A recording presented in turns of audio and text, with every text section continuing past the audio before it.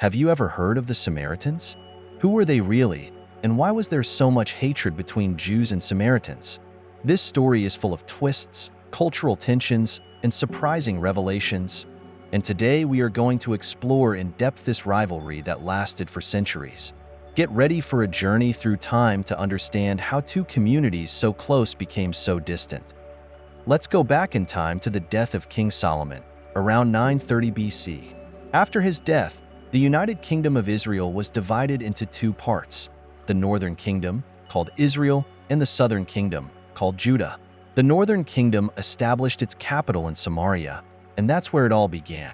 Imagine a kingdom divided not just geographically, but spiritually.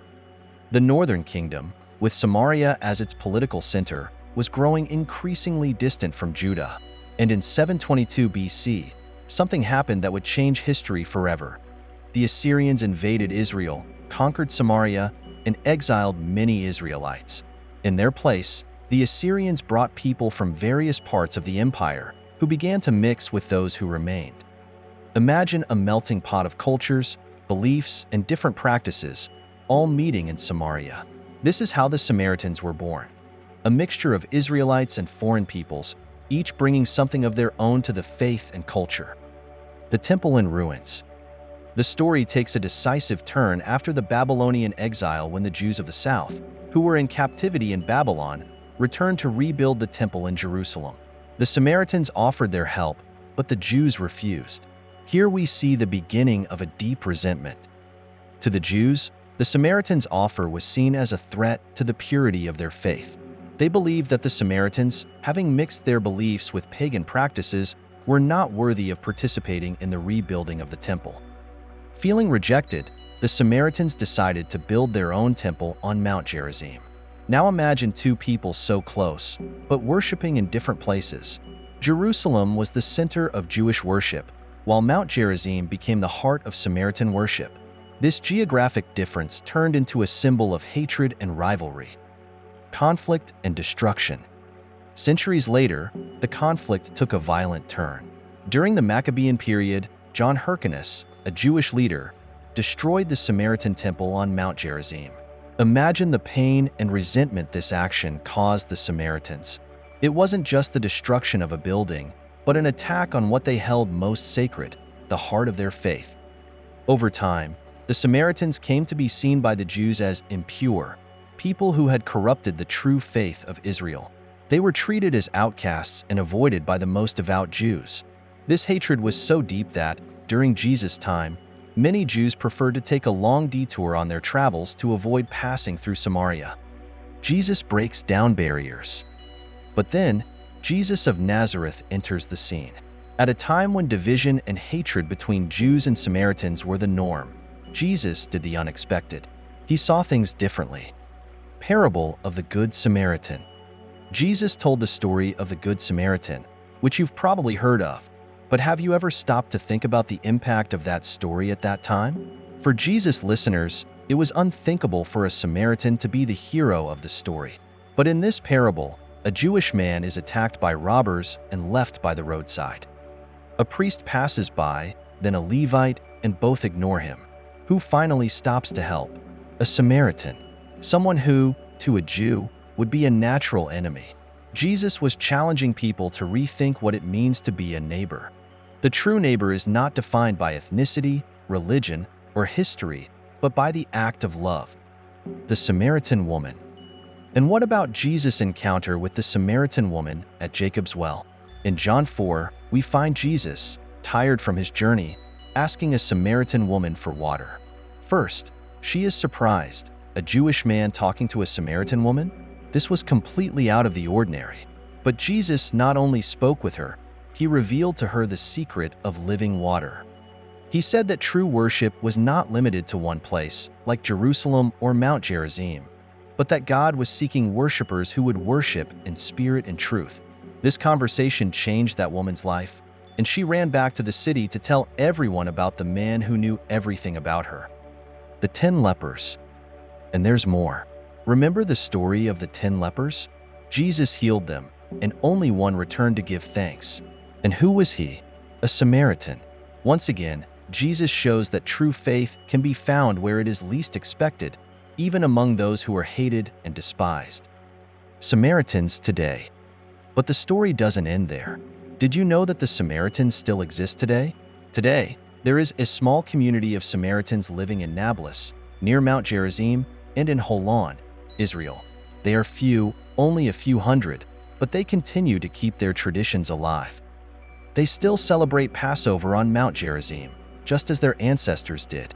They consider themselves the guardians of the true faith of Israel, and their survival is a testament to the resilience and determination of a people. Loss of identity and Samaritan pride. Imagine a people who, despite being descendants of the ancient Israelites, saw their religious and cultural identity being questioned and destroyed layer by layer.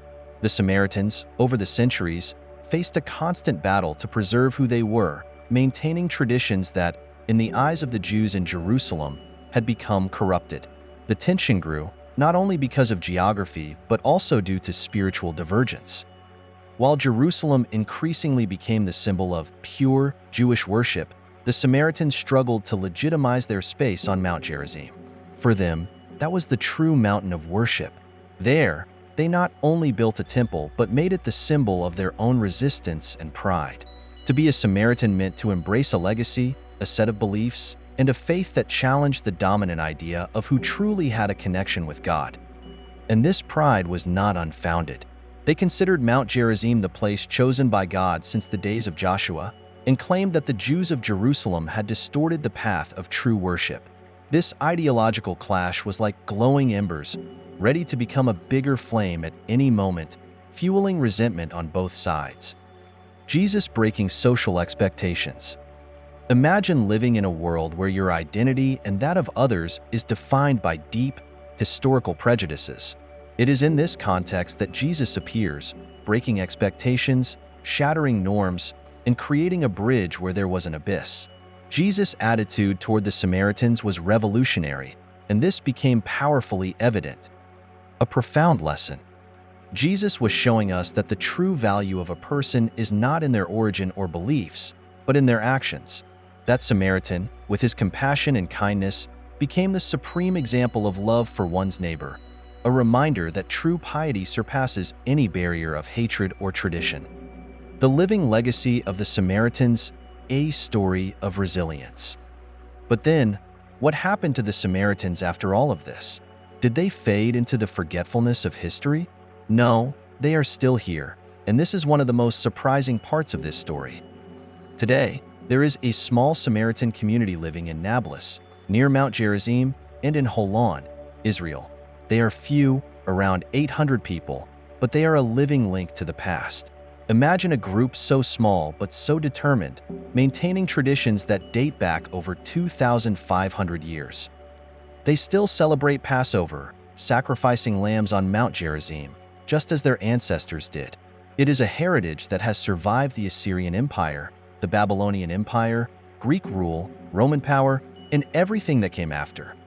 The origin of rivalries, a lesson about cycles of hatred. Imagine a society where distrust and animosity are passed down from generation to generation, where children grow up hearing stories about the others, stories that fuel the belief that those who are different are dangerous. This was exactly how the hatred between Jews and Samaritans was perpetuated over the centuries. Each generation inherited the resentment of the previous one, and the wounds of the past were reopened time and again. A call to action, breaking today's barriers. And now, we come to one of the most important parts of this video. What does all this mean for us today?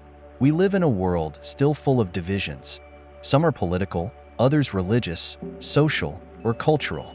We continue to build walls, to separate ourselves from those we consider different, to perpetuate prejudices and hatreds that, often, we do not even fully understand. The story of the Samaritans is a story of division, yes, but also of hope and the possibility of change. It shows us that even the oldest hostilities, even the deepest divisions, can be overcome when there is true love, compassion, and the desire to see others as brothers and sisters. You enjoyed this video? If you believe this message needs to be spread, like, share, and subscribe to the channel. Together, step by step, Let's change the world around us. We can be the difference we want to see. We can be the answer to the divisions of our time. Let us be the change. Let us be those who love, who build bridges, who transform.